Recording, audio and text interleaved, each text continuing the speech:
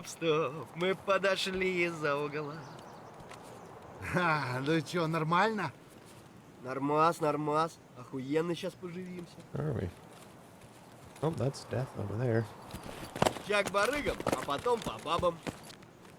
Не, я с Это чё за пацанами хрень? за такое не тер. Зачем, бля, чё? Опачки. I remember I had sex with a chick with one of those before, man. I thought I was getting poked by one of them plastic swords that people put in drinks. It's like, hey, who's poking my wiener down there? Like, yeah, one of those IUDs or UIDs or whatever the fuck they're called. IED. Oh my god. This kind of sex can't relate to the streamer. Trust me, man, it was a long time ago. Long time ago. А, вот тут, короче, друган мой бывал точно. Блядь, берцащими! Как бы Рейган, короче. Oh, damn, I wanted to see if we could extract with him, but that's fine. Fuck. Yeah, get wrecked, nerd. Damn, I was like, hey, PMC, let's maybe extract. But Scav Gang was like, nah, fuck that.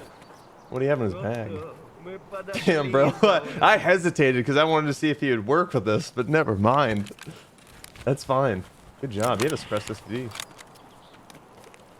Oh, man, this got some good shit. You had an Ultra 5? Dude, that's nice. Those are the best suppressors in the game. Some BT water, vodka, man. Damn, that guy's gonna be able to get some trade on everybody. I'm gonna borrow the shotgun. Damn, did he get him a slug too? I think he has slugs in there, bro. Yeah, bro, he got him with a slug. Holy shit. Ну чё, шкура цела, уже неплохо, а? Попадос вам тут всем залеты. Ёбра, блин, все отбили. Oh, he's got a gold chain. Oh, he shysted him. Get shysted, nerd. He has to take it. Yes. So what you guys just witnessed there was rule 4 of Scav Gang. So if you drop a trade down at the ground, okay, that means you're initiating a trade. If you drop vodka as like, you know, the secondary item, like they have to take it. That's rule number 4. You don't have to drink it, but you know, it's any alcohol. So hatchet, moonshine, whiskey, or vodka. Any alcohol. Опачки. Yeah, good shit. Я все толкну и You встреть. didn't have to drink. You should probably give him some water, man. He might dehydrate. Yeah, there you go again. So yeah, that's rule number 4. Зачем, бля, чё? На, блядь, нажри, сука! So again, Scav Gang, rule number 3, no handouts, only barters. The only time a handout is acceptable if it's meds, food, potentially a better gun, or potentially an armor or helmet for the scav. That's when it's not necessarily a handout. But if it's like barter goods and stuff, like, gotta trade, man. Gotta trade. Don't be just getting that shit for free. Don't be boring. You gotta give something in return. Or at least try to, you know. Dude can refuse the item. Again, rule number 3 for Scav Gang works as follows. So if I drop aramid fiber, he sees the item. We're trading. He doesn't want it. Would you like it? Anyone? Okay, so he dropped something. Some PS rounds? Okay. I accept the deal.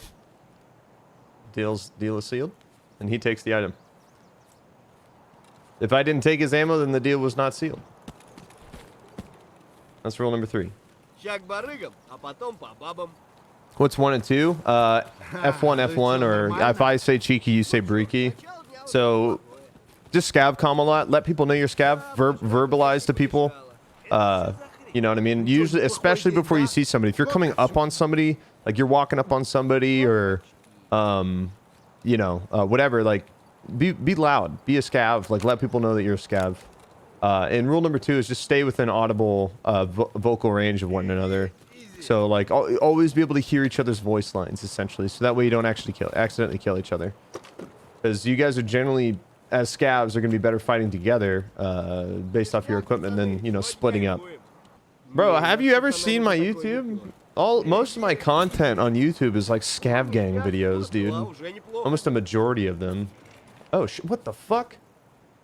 Where'd you find a slick?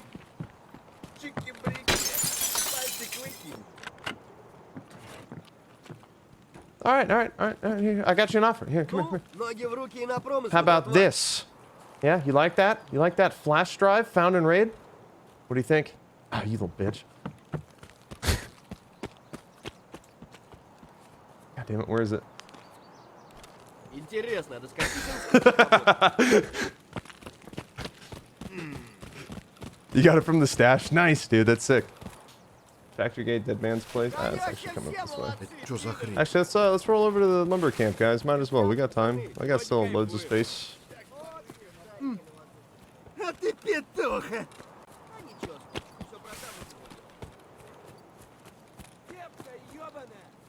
Oh, that's Shirty. Oh, he's pissed.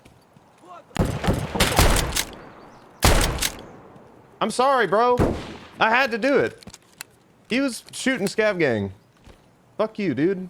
Give me a red rebel. Dang it. I was like, why did he aggro on us? I'm like, oh, fuck.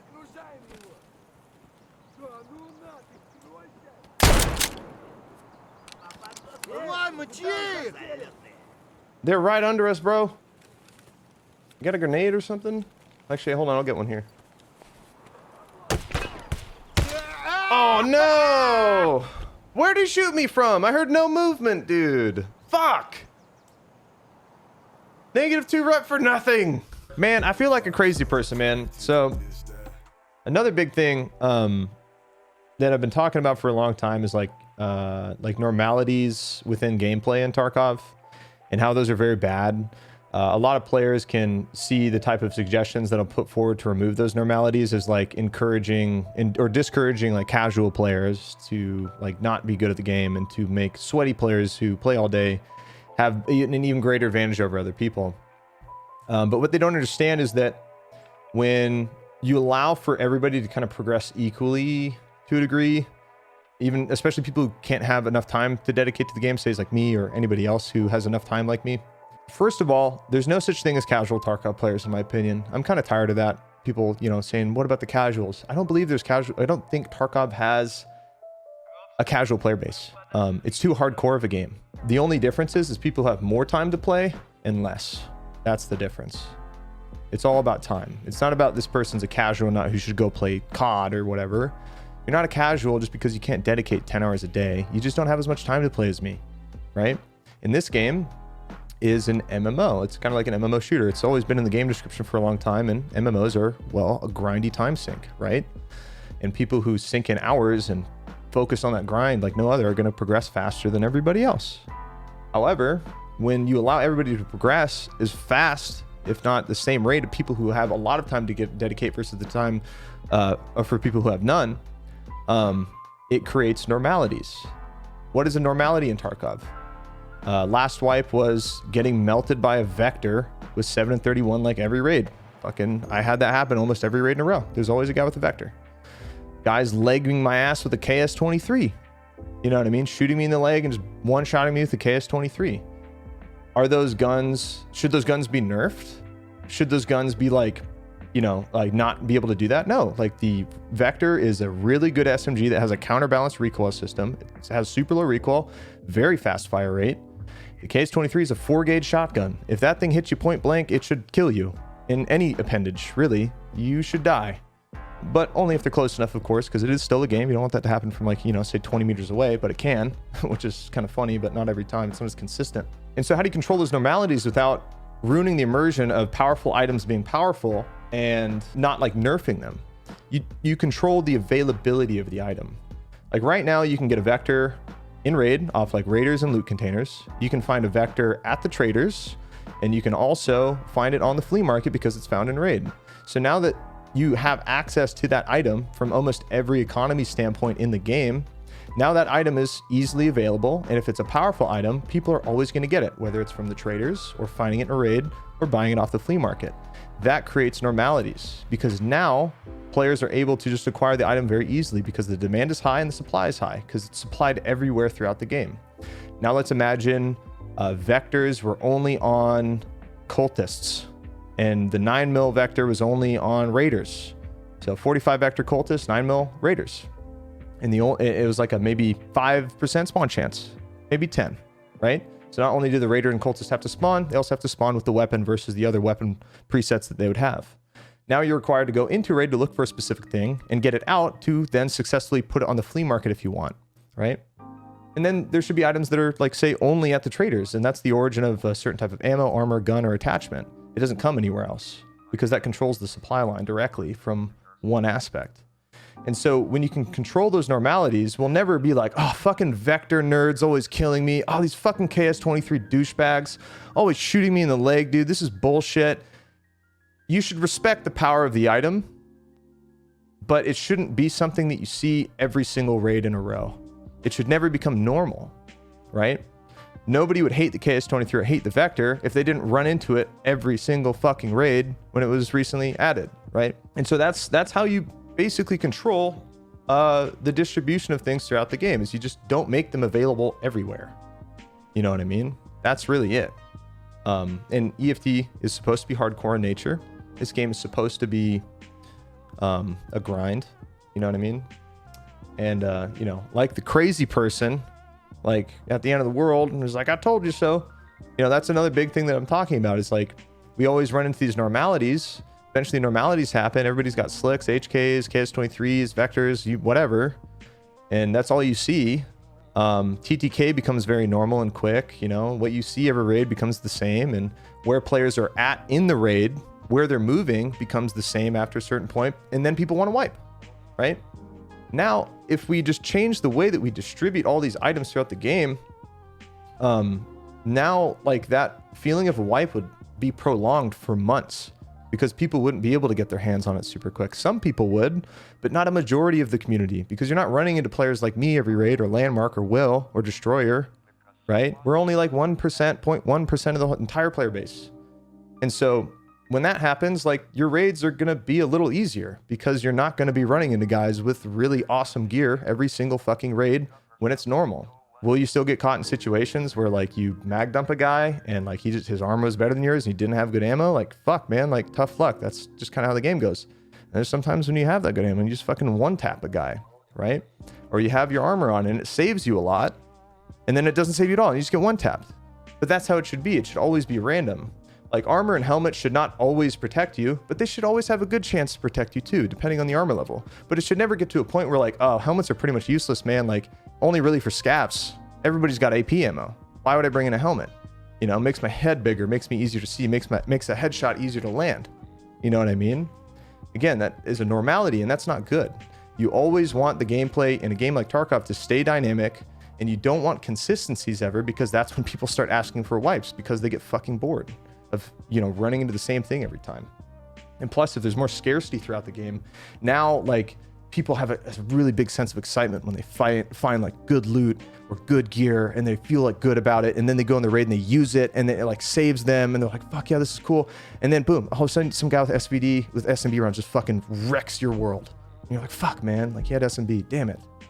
But at least you had like at least 5 raids in a row where that armor worked for you, instead of it being like late wipe where everybody's got the best ammo in the game. Everybody's running M61 and just like, you know, slaying everything, you know, one tapping, two tapping everything, making the TTK basically always quick no matter what. And that's why people eventually go to like the no helmet, you know, level 4 armor meta, just because level 4 armor for scavs, and, you know, making sure you don't get one tap to the chest by shotguns and stuff. And, you know, most people already have AP ammo, so like bringing a level 5 armor or slick isn't worth it. The game should never get to that point. You know what I mean? It should never be there. The only time where you should have those consistencies, in my opinion, is the arena mode, when, you know, that's going to be completely focused on PvP and like the loadouts that players have and stuff like that. And, you know, that's when normalities, I think, are totally fine, because it's a completely separate area of the game. But yeah, man, dude, Scav Karma's dope. And, you know, I'm really excited to see a lot of the progression changes BHD is doing. Like, this is the biggest patch that they have done that has affected progression, in my opinion. It's been a huge improvement over what the game was in the past.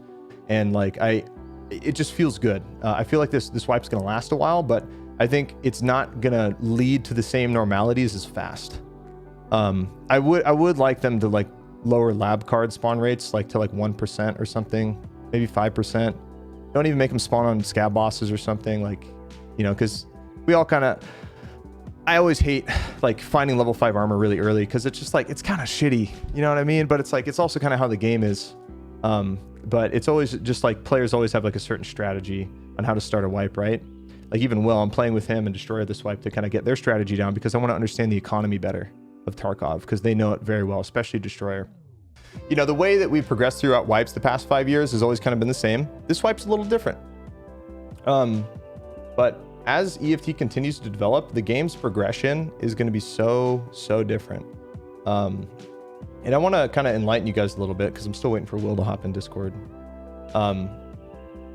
I'm sure a lot of you have no idea what 1.0 Tarkov will look like. And I want to try and give you an idea as to what that will be. And Streets is really like, Streets needs to come in, and for a lot of this stuff to actually start patching in, Streets is really the biggest culminating patch in order to finally start the personal story missions of the player, which will heavily affect progression.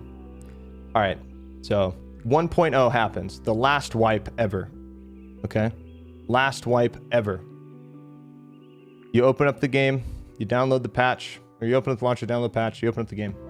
You choose USEC or Bear. You notice there is no escape from Tarkov screen, stash screen, no trader option, nothing. It literally just cuts you into a cutscene, and you get thrown into a prologue mission that is a single player mission meant to basically act as the player tutorial, and it takes place in Streets. And you go through this single player tutorial. It's like maybe 15, 20 minutes long, I think. I don't know the exact length, but it's gonna be like, you know, it's gonna be like voice, like acting and story, and like, you know, it's gonna be like a tutorial like you'd expect from a proper shooter. Once you finish that prologue tutorial, now you're starting the journey of the PMC. Guess where you're at? Oh, fucking Streets. Most likely. You don't have access to custom, shoreline, labs, any of these other maps. You don't know how to get to them. Like, you literally only have Streets. Sell now on the flea market. Oh yeah, things are starting to pick up for sure.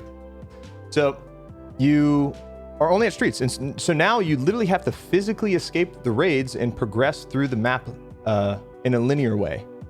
So basically, like, you don't get to go to labs right away. You're not gonna be able to like get the flea market right away. Like, by the time you get the customs, you'll have met like mechanic, prapper, skier, therapist, possibly ragman as well, because you'll have to go through interchange to get the customs, and as well as a couple other traders, I think. And they'll have physical locations in the raids. Like, they'll have their, like, maybe not in the raids themselves, but they'll have like their own like raid, if you will. It's like a tiny little area, may be multiplayer or not, but it'll be a way for you to go to a trader. How do you get to the trader? There'll be certain areas on raids where you'll have to take that extract to go to a specific location if you want to go to the trader. And as you progress through the personal story missions, you'll start to find documents, leaks, information from Terra Group that discloses eventually the location of labs. Then you start going to labs. That's when you get labs. And then you have to go through either factory or Streets or another location. I don't think they've announced what other location will connect to labs, because eventually we're gonna have to go through more than one raid for a lot of locations. So it's not just like stash, raid, back to stash anymore. It'll be raid, trader, raid, stash, potentially, or raid, hideout in your stash, right? You skip the trader entirely. And in the future, going to certain traders may mean having to go there physically. Like, you don't just have like the menu option anymore. You can't just go there, click and buy. You'll be able to go up and like talk to them, and then your trader menu and stuff pops up. And like Prapper's face will probably be like, you know, in the middle of this right here. Like, you'll see Prapper, you know what I mean? Kind of like Stalker in a way, if you've seen Stalker UI. So the progression for the game is going to be so different in the future when personal story missions are added, when linear progression is added, when the prologue is added. It's going to be a much different experience entirely than what we have right now, because we are in the testing phase for the game. This is the middle portion of the game. Like, we're literally just kind of thrown into mid game already. You know what I mean? We've, you know, discovered a lot of locations. We know labs, where labs is, stuff like that. We have side missions, because all the quests we do are side quests. These are not the main quests for the game. They are side missions for traders, like any other RPG or MMO. It is not your main storyline. The main storyline is to escape Tarkov. And once you've finally like gone through and done all your stuff in Tarkov, eventually like the arena mode for Tarkov will actually be a physical location in Tarkov 2 that you'll have to go to as well. And you'll discover it as you progress through your personal story missions. I actually have a theory too about labs, talking about multi-stage raids and stuff. There may, I wouldn't be surprised if you would need a certain scav karma level to take the factory lab entrance. potentially, because that is, you know, Tequila's home, and scavs live there too. So that's random theory that I just kind of thought up of real quick, that could be a possibility in the future, because they did mention that you will be able to go to labs through factory, but they didn't really say how. And so once you escape Tarkov, like you got to terminal, you took the boat out, you beat the game, you finished the story. What happens? Well, now you get to go back to, you know, your regular raids if you want, and do raids, or you can opt into the open world mode. I know open world is something that a lot of players like kind of roll their eyes at, and they kind of doubt that BSG will ever achieve like such a thing. But that is the idea, is eventually you progress all the way through the game. You finish the personal story missions, or, you know, you don't have to finish the side missions. They're just side missions after all. And then you get the open world mode. And the open world mode is essentially just every single raid connected in one. And there'll be traders in physical locations. There'll be like areas around maps where you can go underground to go to your hideout. There'll be like potentially like instances like within, you know, the open world. Like you can like enter labs, you know, from the open world. You can enter factory from open world or something like that, kind of creating minor instancing events. But that's supposed to be like the main end game, as well as arena, which may or may not actually be in the open world mode too. Like you'll be able to go up to it and like queue in for a match basically, and like go shoot shit. And you guys might be wondering, Clean, how the fuck do you know all this shit? Like, what the fuck do you know, Clean? It's like, man, if you guys don't know who I am, I mean, I've been streaming this game longer than anybody on Twitch. I was like one of the first Tarkov streamers ever back in the beginning of 2017, early 2016. I've been playing this game since like July of 2016. I used to work for the developers, and I have actively talked with the devs and have been on pretty much every like a majority of the podcasts they've had throughout 2017, 2018. And this is where they talked about a lot of that stuff. And you can still find a lot of these on YouTube if you go to my YouTube.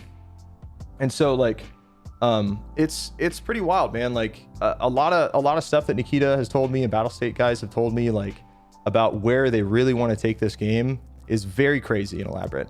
And not a lot of people, I don't think a lot of people know that. I don't think they understand like where the game wants to go, where Battle State really wants to take it.